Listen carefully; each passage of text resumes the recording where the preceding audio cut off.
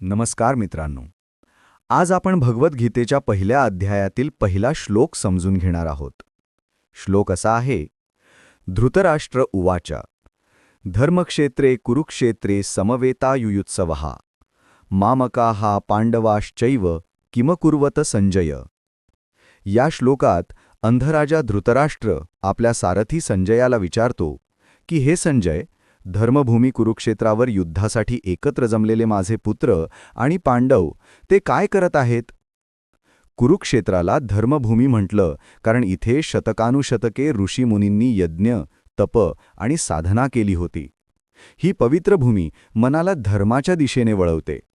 धृतराष्ट्राला मात्र चिंता होती, कारण त्याला माहीत होतं की त्याचे पुत्र अधर्माच्या मार्गावर आहेत. धर्मभूमीचा प्रभाव पडून त्यांच्या मनात पांडवांविषयी काही सद्भाव निर्माण झाला तर त्यांची योजना कोसळेल अशी त्याची भीती होती. या श्लोकातून आपल्याला एक मोठा संदेश मिळतो. भेदभाव आणि पक्षपात माणसाला अंधळ करतात. धृतराष्ट्र माझे पुत्र आणि पांडूचे पुत्र असा भेद करतो, आणि हाच भेदभाव पुढे महाभारताच्या युद्धाचे कारण बनतो. धर्मभूमी असो किंवा कुठलीही परिस्थिती, सत्य आणि धर्माचा मार्गच शेवटी विजय मिळवून देतो. अशा प्रकारे हा पहिला श्लोक संपूर्ण गीतेचं महत्त्व स्पष्ट करतो.